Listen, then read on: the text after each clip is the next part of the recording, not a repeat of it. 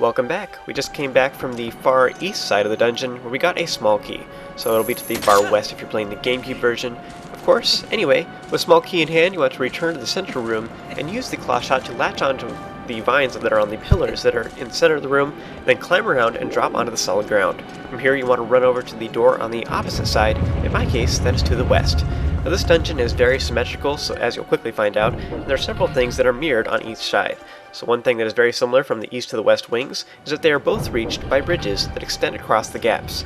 So once you get outside, you want to go to the south and make your way past the Bob of Serpents. At the end you'll find another one of those spinner mechanisms that you can use with your spinner to use it repeatedly in order to extend a bridge that goes across the way, just like we did on the other side.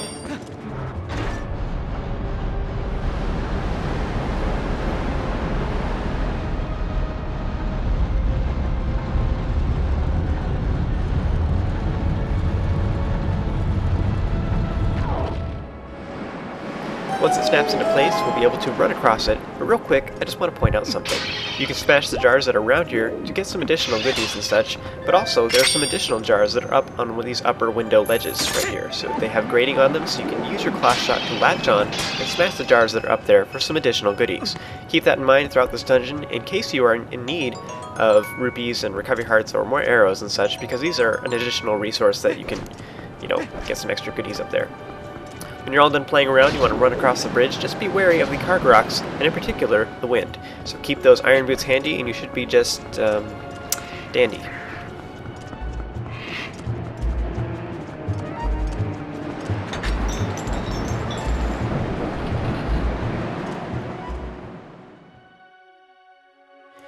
In this new room, you want to immediately go to the south, where you'll find a Helmasaur. You want to use the claw shot to pull off a shell and smack it up.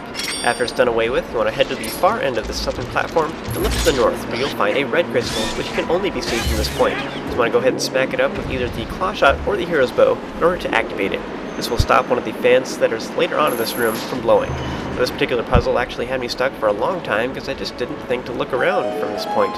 Anyways, with that taken care of, you want to circle around to the northern side of this room, where you'll most likely get noticed by the Helmasaur here, which may cause problems. As you can see here, I tried to shoot it with my claw shot, but I missed, and in the meantime it hit me.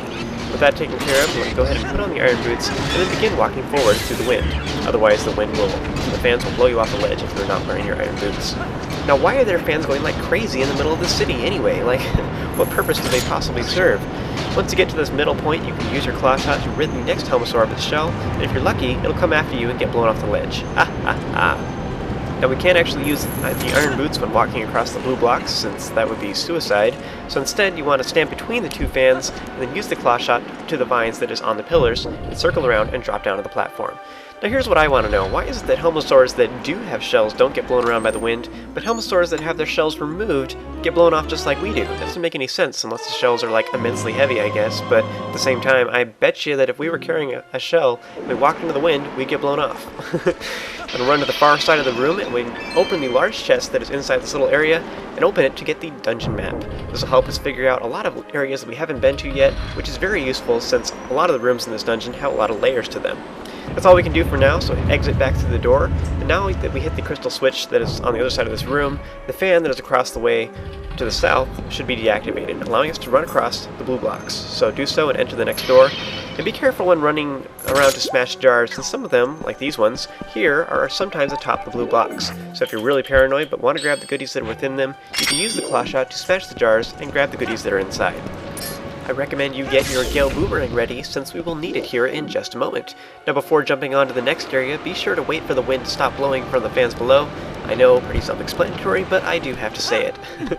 So there's a few keys that are in here as well, which will attack you if they get close, but they shouldn't cause too much of a problem, and if you want, you can even drag them over with the Gale Boomerang, or smack them using the hero's bow. Up ahead, you'll see a tile worm, which we haven't even seen since the Forest Temple, oh my goodness. Use the Gale Boomerang to defeat it, then jump across. Alternatively, you could use the claw shot on the target that is on the wall as well. Now before jumping to this next area, it's pretty narrow, so be sure you're aimed at it very carefully. You want to kill the tile worm that is up ahead, as well as the two keys that are in this area. So just be sure to kill all the enemies, and after you've done that, you can continue circling around to access the small chest that is down here on this lower platform.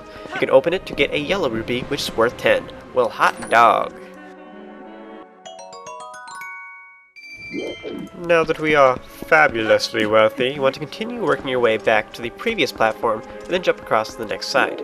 Now here, before going to the last platform, you want to go ahead and use the Gale Boomerang to kill the tile worm before jumping to the other side, because that would be lame, because it will knock you off into the abyss. Now jump across to the other side and then go over the blue blocks here, just don't stay on them too long, of course. Now in this next new room, the door will shut behind you, and you'll be locked in with 2 Dynalfos. Now before fully entering the room, you can actually one-shot them with bomb arrows, which will kill one of them anyway, instantaneously. Once they notice you, however, this becomes impossible, so you only get one shot at this, and you have to do it before they notice you. Now, a little trick you can do, which I am trying right here, which didn't really work out so well for me, is to continually smack them, and this will keep them on the defensive, and if you're lucky, then each smack will actually slowly push them back. And if you're lucky, you can actually push one of them off the ledge, thus killing them, so you don't have to deal with it. You'll need a lot of room in order to face them, so keep up the heat, and just keep smacking them, and they'll stay on the defensive, causing them not to attack. This is important since you're facing 2 of them once. I recommend avoiding the Helm Splitter and Backslice for the most part, since if they knock you back, you can land in the sky and have to start all over again, so I'm trying to keep them from attacking as much as possible. Only use moves like that when you're sure you have enough room, and keep it up and you'll eventually kill them. The Mortal Draw is also very effective, but somewhat risky as well. Once you have defeated both of them, the door up above will then open, so when you use your claw shot on the vines, and then climb up, and then use the claw shot once again on the chandelier thing, I suppose you'd call it, that is hanging from the ceiling. This will cause a fan that is in the middle of the room to occasionally blast bursts of air upwards. You want to pick up the Oocca that are here, and you can fly with them just like Cuckoos. So you want to use it to your advantage, and then time your jump so that the air blast will shoot you upwards, allowing you to access the door that is on the opposing side. You want to go ahead and enter the door, and in this new room, you want to immediately aim upwards and claw shot onto the chandelier thingamajigger to unlock a nearby room. Now, unfortunately, even the walls of this little chamber here, they look claw shotable, but they aren't. Aww. So instead, you want to go ahead and use the Oocca, and then hop down into this new little area, and then use the blast of air to land inside that alcove. You want to go ahead and open the small chest you find there to get a red rupee, which is worth 20.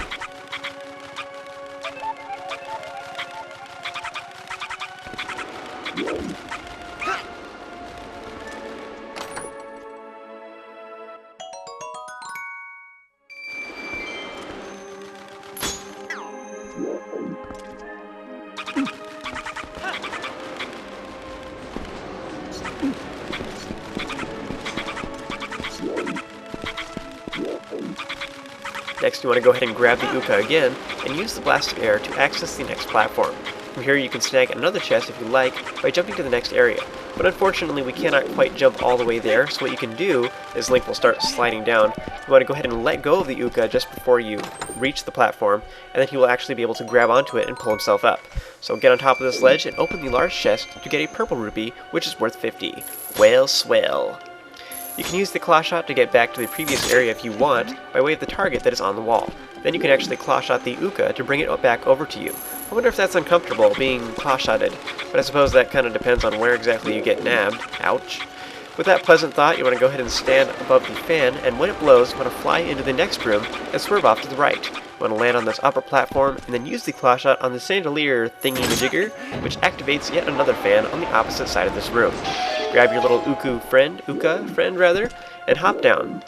You may have to deal with the Helmasaur down here as well, which is lame.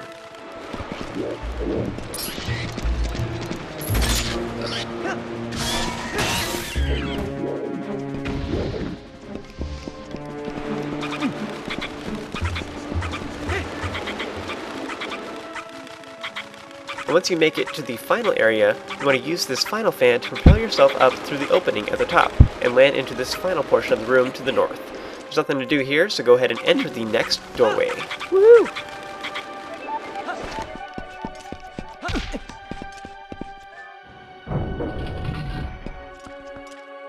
And here, my friends, is where it gets really annoying. The goal is to get all the way down to the bottom of this very lengthy room, but as you can see, it's kind of filled with death. Now, while there are a lot of targets that are along the walls, most of them at this point will, well, kill you, so don't do it. Now, the safer bet is to use the Oocca throughout this room, just like Cuckoos and such, to float down steadily to the other platforms. Be very, very careful of the wind that blows through the middle of this area, though, because it's deadly. It'll shoot you out into the sky, and you'll have to start this area all over again. Watch out for the various enemies that are throughout this room as well.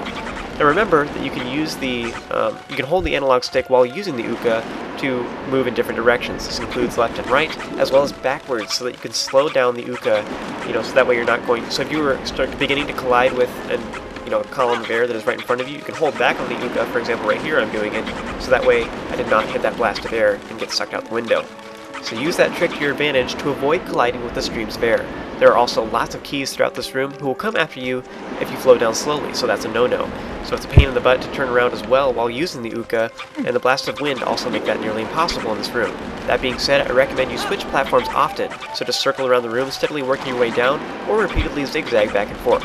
Eventually you will get to the bottom, which shouldn't be too hard once you get the hang of it. That's all the time I have for this video, all you happy people. I hope you made it successfully without too much problem. So join me for the next video where we will face off with the mini-boss of the City in the Sky.